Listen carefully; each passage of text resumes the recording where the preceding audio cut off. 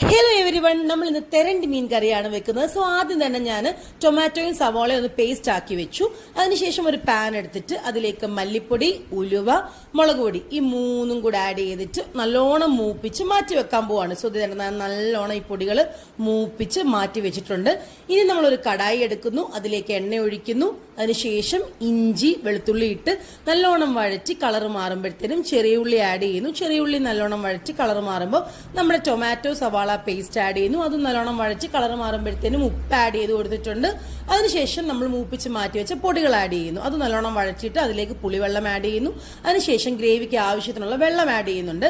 ഈ സമയത്ത് നമ്മൾ നമ്മുടെ തെരണ്ടി മീൻ നല്ലോണം കഴുകി വൃത്തിയാക്കി മാറ്റി വെക്കുന്നു. ദണ്ടി ഗ്രേവി തിളച്ച് വരുമ്പോഴത്തേനും നമ്മുടെ തെരണ്ടി മീനും കൂടെ ആഡ് ചെയ്യുവാണ്.